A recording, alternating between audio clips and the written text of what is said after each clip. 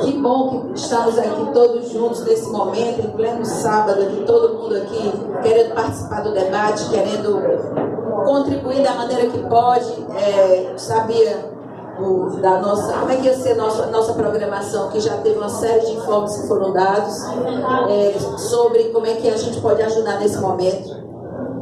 E eu quero dizer para vocês que vocês, a maioria daqui, ou quase a totalidade dessa plenária, são de pessoas militantes ou de lideranças. Ou seja, pessoas que formam opinião, pessoas que estão aí na luta. E é muito bom a gente encontrar com tanta gente. Eu não vou citar o nome de ninguém, porque eu não quero cometer injustiça. Mas aqui, estar junto nesse momento é muito importante para nós. Por quê? Porque nós temos um momento diferente no Brasil. Um momento de um processo de desconstrução muito grande, muito veloz, porque nós militantes, por isso que o Nordeste deu a maioria para o Haddad, porque o Nordeste sabe, né, diferentemente do que os outros, muitos outros regiões do nosso estado, do nosso Brasil, tão grande Brasil, e a gente fica muito impressionada quando, como nordestino, a gente hoje pode bater no peito e ter a moral de que não foi por nossa causa tudo que está acontecendo. É o sentimento que a gente tem. Porque a gente até que dá um sinal para o Brasil do que viria. Só que foi numa velocidade muito impressionante. Na minha opinião, o Bolsonaro não sabe mais até quando ele vai governar. Por isso ele acelerou o processo da destruição. Destruição de tudo o que o povo conquistou em décadas e décadas de luta. Principalmente depois, né, do legislação disso, que participou, o irmão que participou, nosso companheiro que já se foi, mas também muito combativo, que era o companheiro Raposo. Então, assim, desde esse processo todo foi de muita luta. E aí a gente começou a conquistar de forma bastante lenta, porém começamos a conquistar direitos. E aí vem a Constituição de 88, muitos nem nascidos eram. E a Constituição de 88 solidifica direitos que o povo brasileiro vinha lutando no decorrer dos anos. Por exemplo, a questão trabalhista, a questão da luta das mulheres, isso acaba sendo incorporado na Constituição, mas lembrar que o PT deu de 80. Anunciar aí a chegada do companheiro deputado estadual Elmando Freitas. Seja bem-vindo. Seja bem-vindo a apoiar o Raimundinho aqui, para a gente ganhar no primeiro turno. Eu vou já chegar nesse rapaz aqui.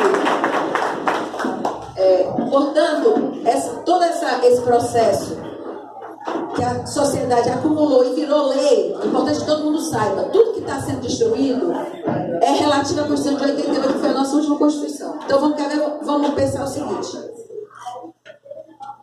A Constituição de 88, ela cria o Sistema Único de Saúde, ela cria o SUAS, Sistema Único de Assistência Social, ela consolida uma série de direitos que o povo brasileiro tinha como luta até aquele momento. Então, os deputados são forçados a fazer uma Assembleia Constituinte, foi a última Constituição nossa. Por isso, toda vez que vocês escutarem PEC, essa palavra PEC, significa o quê? Projeto de emenda constitucional. Por que ela é diferente de qualquer outra lei? Porque ela está alterando de uma forma ou de outra os direitos que a Constituição de 88 consolidou para os brasileiros. Então, toda vez pode ser que seja para melhor, muito raramente, até com muitas propostas, mas só não passa, né? Pois é, em geral as nossas não passam, né? Mas normalmente são projetos. Então, assim, a reforma da Previdência era um projeto de emenda constitucional. E por isso é que ele não basta você ter maioria simples, que a gente chama, que é a metade mais um dos deputados, para você derrubar. É como se você, quem fez a Constituição de 88, assim, faz parte da democracia, da república,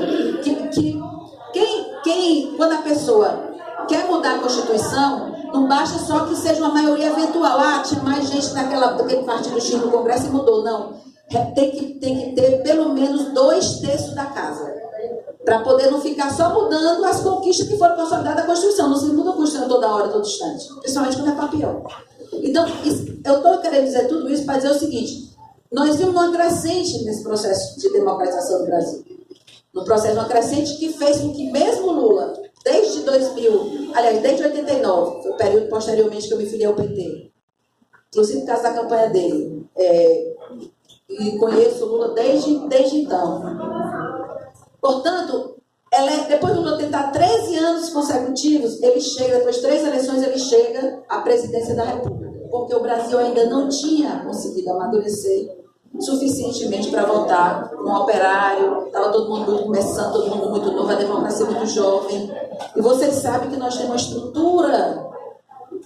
estrutura política, cultural brasileira. A gente precisa entender isso para entender por que as coisas às vezes acontecem desse jeito. Por que um monte de gente negro votou no Bolsonaro? Por que um monte de gay, de lésbica votou no Bolsonaro? Para a gente entender por que que mulheres votaram no Bolsonaro e defenderam e brigaram pelo Bolsonaro. Para isso, a gente tem que já voltar lá para a estrutura da nossa sociedade, tem que entender um monte de coisa do momento que nós estamos vivendo. Por exemplo, o fenômeno, quem que imaginava que uma pessoa que tinha 12 segundos de TV poderia chegar à presidência da República com as características anti-povo, anti-Brasil que o Bolsonaro tem. E chegou e ganhou.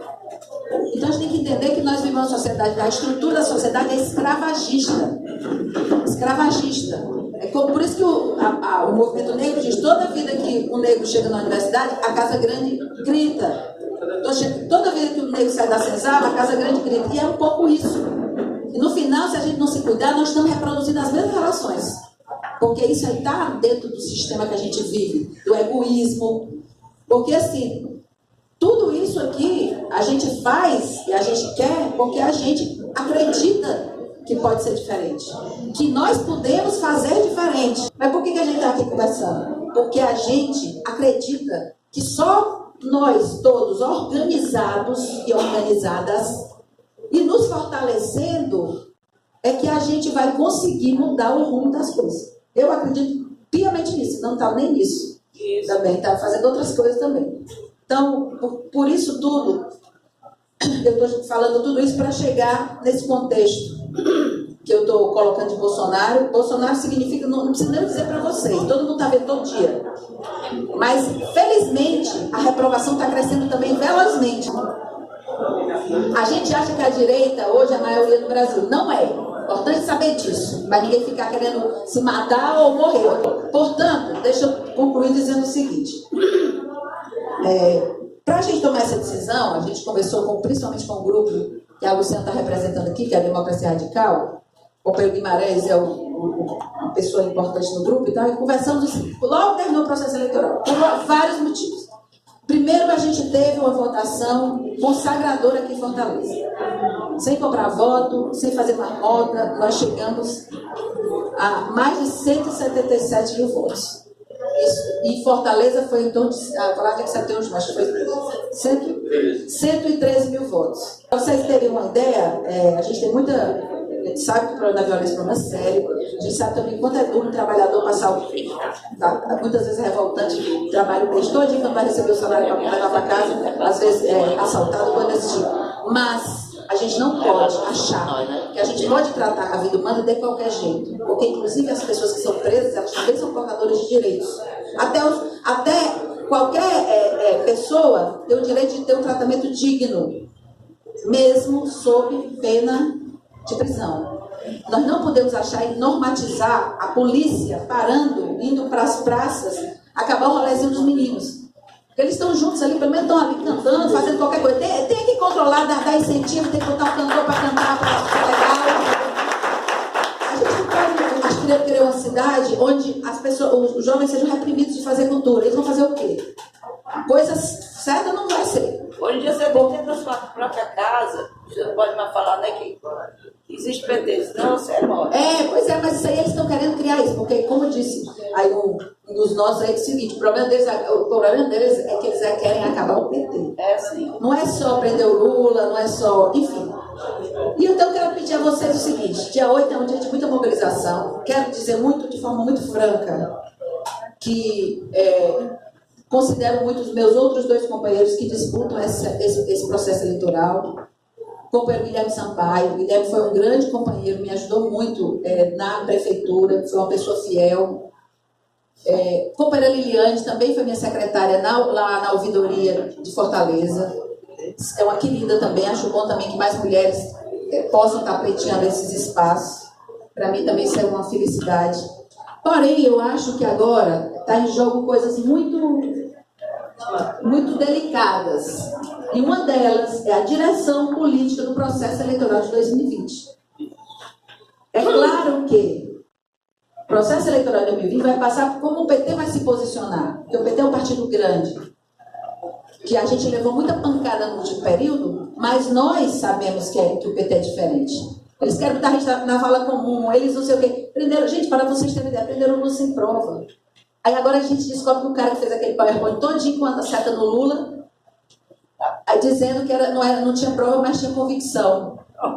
Quer dizer, aí a gente viu agora, eu digo a energia daquele... Dando palestra ainda para as empresas. As empresas recebem dinheiro para pedir, gente, pediu até hospedagem no Beach Park aqui. Porque veio dar uma palestra, foi pedir, disse que viria, mas desde que tivesse o Beach Park para ele, para a mulher, para a filha, não sei o que. Então, assim, a gente está vendo, eu digo muito, a energia desse baixinho pernambucano, nosso líder, né, o Lula, é tão forte. Quem era que imaginava essa reviravolta com essa história, né, seu Ademar, do Intercept, onde as vísceras foram expostas, inclusive comprovando o que o próprio Lula dizia. Ou seja, condenaram para poder estar no governo Bolsonaro, está aí uma prova disso que o Moro largou o cargo de juiz, que ele era só um juiz de primeira instância. Talvez passou a vida toda, não sabe nem o que é a vida, passou a vida toda para estudar para isso, passei agora o quê? Para tirar o favorito da eleição que ganharia no primeiro turno, tirar do processo eleitoral, massacrando. Quando o Bolsonaro é eleito, ele chama para ser o ministro da Justiça e já estava prometido uma vaga no Supremo Tribunal Federal. Gente, aí não precisa entender muito das coisas para saber a hipocrisia. E aquele Deltan, um playboy, um menino velho, arrogante, que fez e ria até da desgraça que o presidente Lula sofreu, foi a perda da mulher, um casamento de 40 anos. Ou mais, que eu conheço desde que eu me entendo por jeito de estar lá, a dona Marisa, toda a vida do lado do Lula, sempre você, essa cena é muito comum você ver, ela sentada do lado em tudo. Ele, imagina isso que foi para ele, isso aí, e depois do neto, de 7, 8 anos, assim, uma coisa, uma para outra, uma criança, que era um dos netos, o neto mais novo dele morreu. Então, assim, eles brincam com isso, os procuradores, no grupo que é Intercept fala. Agora, eu nem vi do irmão, tá saindo, aí é o seguinte, vocês vão dizer, mas isso é prova ilegal. Legal foi o Moro ter, sob sigilo de justiça, ter soltado aquela gravação do Lula com a Dilma sendo a presidente da República. No exercício do mandato, exatamente, isso é gravíssimo, e o cara soltar. Porque, na verdade, eu não estou defendendo que como é que chegou ninguém. Eu sou jornalista, vocês sabem, né? Sou jornalista de formação, sou mestre em jornalismo, estou fazendo doutorado agora e também em comunicação e semiótica. Então, a gente sabe muito bem que o jornalista tem que preservar a fonte. Ele recebeu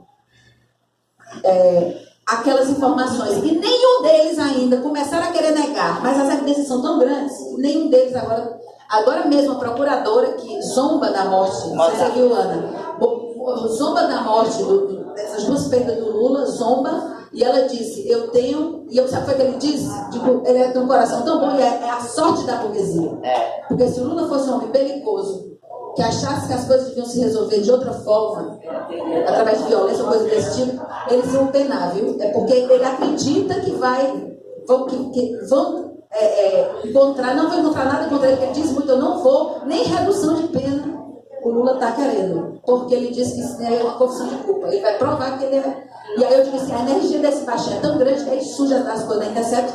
E agora, sabe o que a procuradora fez, lá a promotora, disse, eu tenho que fazer, não tem outra coisa que eu tenho que fazer, pedir perdão ao Lula. E o que o Lula tinha respondido quando soube que eles tiveram zombado e tudo na cadeia, mandou um recado, ele disse assim, eu quero que Deus tenha pena deles e que abençoe para que eles se iluminem. Aí, outro dia ela estava dizendo, ou seja, ninguém agora tem coragem de mais dizer que nada. Qual é a estratégia da imprensa? Ignorar.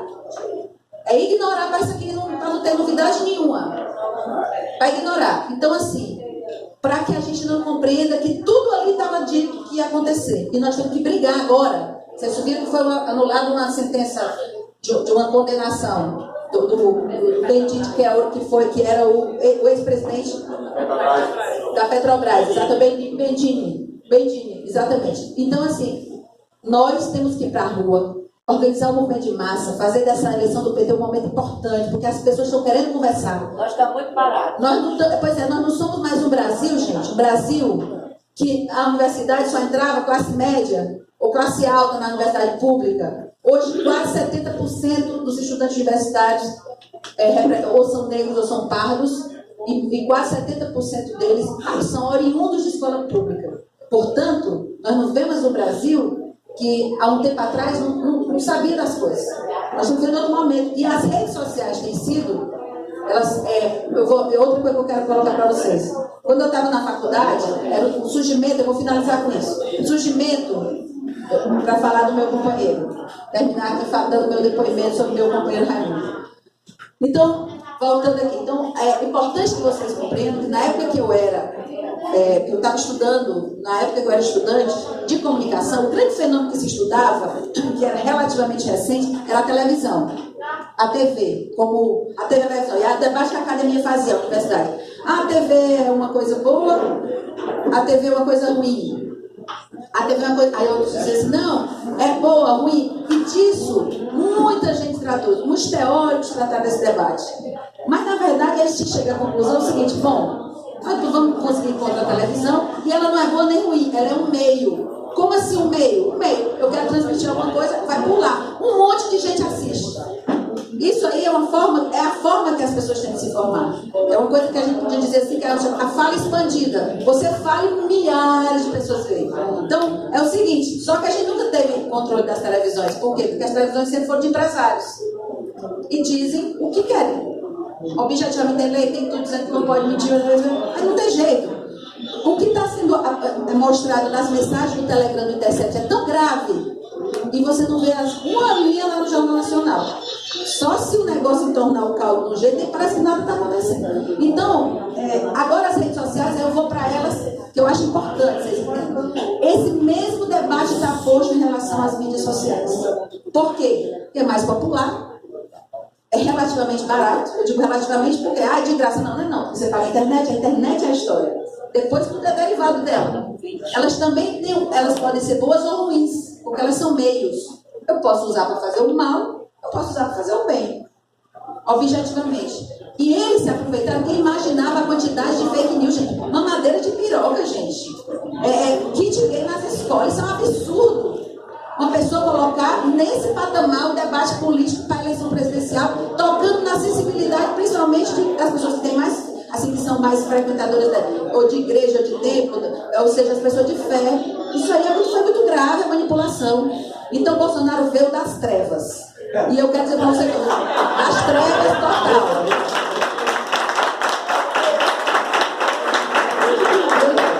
Ele veio das trevas e a gente tem detalhe. Nós não podemos deixar que essas trevas elas fiquem muito tempo sob nós. Nós temos que tirar esse homem do poder. Nós temos que lutar por novas eleições. Nós temos que provar que essa eleição foi fraudada. Eu vou vai começar agora uma CPI, Câmara e Senado, CPI das fake news, principalmente de uma forma geral, mas no processo eleitoral de 2018. Eu sou membro da CPI, vou ser membro da CPI representando a Câmara e o PT. Eu vou trazer coisas quentíssimas para vocês. Que a gente tem que saber para poder a gente estar entendendo o que está acontecendo. Porque 48% hoje da população usa o YouTube. Temos hoje 80% da população que tem Facebook. Isso daí significa que as pessoas estão buscando outras formas de interagir. Isso daí é uma forma potente. Foi isso que elegeu o Trump. O cara que tem 12 segundos de TV no programa eleitoral ganhar a eleição, vale meu Deus, tem alguma coisa acontecendo.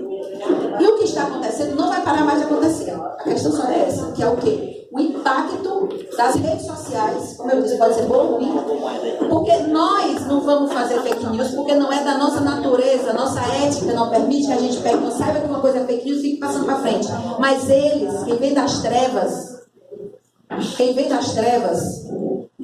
tem coragem de fazer qualquer coisa, como fizeram, porque foi cruel nesse ataque.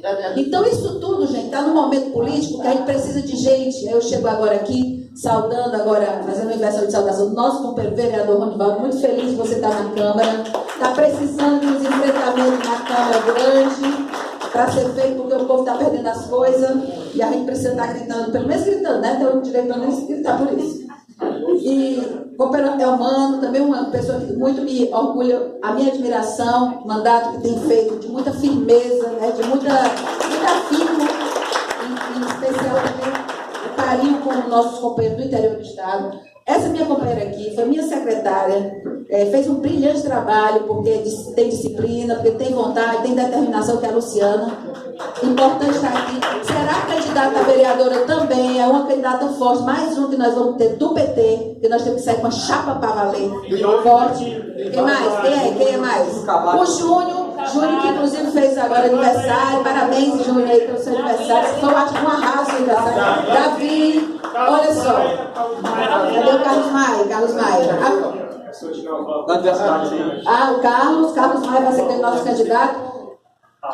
O Paulo de Nova Russas é candidato aqui também. Paulo de Nova Russas, muito bem. Então, temos aqui, gente, liderança. Pessoas que vão, companheira Adilúcia também, que me disse que era candidato de o André Williams, principalmente candidato em Maracanã. Então, assim, nós temos aqui um conjunto de estrelas do PT. O pai Gerson também já teve essa experiência, vai agora, cada vez mais. É um aprendizado, isso aí não é uma coisa da noite pro dia. Campanha é um processo de aprendizado. Porque quando a gente vê a quantidade de gente que saiu das trevas das redes sociais, agora eu vou falar de outras trevas, e chega na Câmara Federal, você não acredita. Sabe qual é o que é que eu sinto? Eu tenho adoecido muito começando para cá. Eu sou uma pessoa super saudável, porque a Câmara está me adoecendo. O que nós estamos vendo ali, a quantidade de pessoas despreparadas para a política, que nunca deram um dia da sua vida de solidariedade à humanidade, a ninguém. E chega lá porque está no aparecendo na rede social. Então, aí o que nós temos que fazer? Nós temos que também nos apropriar disso. E vamos ir para a disputa de hegemonia digital.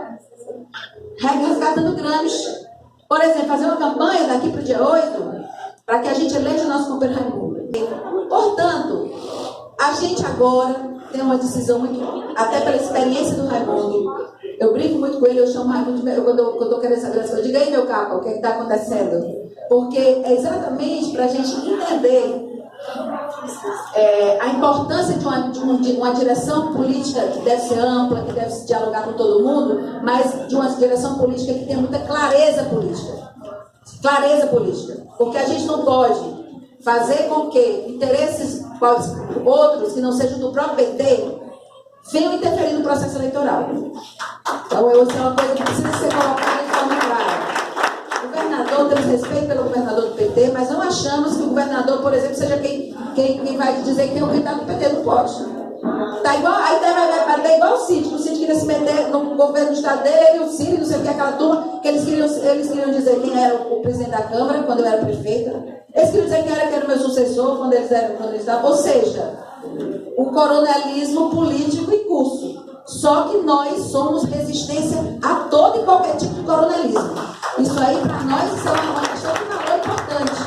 As pessoas não podem construir as suas estratégias políticas exigindo que a outra pessoa pense e faça o que você faz.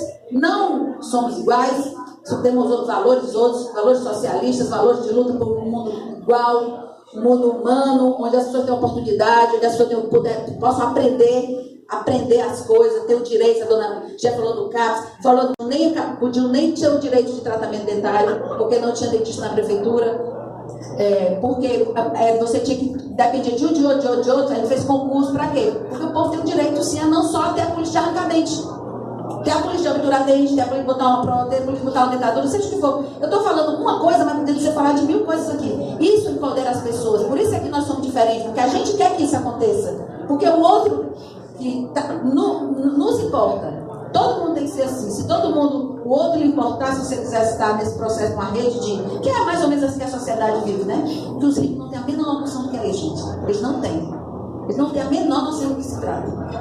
Porque é outro mundo. É um mundo de aparência, é um mundo de... É outra coisa, entendeu? Então eu acho que por tudo isso, nós temos que eleger o Raimundo no primeiro turno. Então, companheirada, eu vou pedir que vocês, porque a gente discutiu isso longamente, que o Raimundo hoje é o companheiro da nossa confiança, que já dirigiu o PT muito bem, sempre foi comprometido, a vida dele é em função dessas lutas políticas e da Milena. A Milena, que é a filha dele, e da Milena, que a Milena fica, pai, agora, venha pra cá, agora, porque ele não para, só vive nessa loucura, e por isso tudo, o Raimundo é o nosso candidato, está credenciado para ser o próximo presidente do Ministério do Trabalho.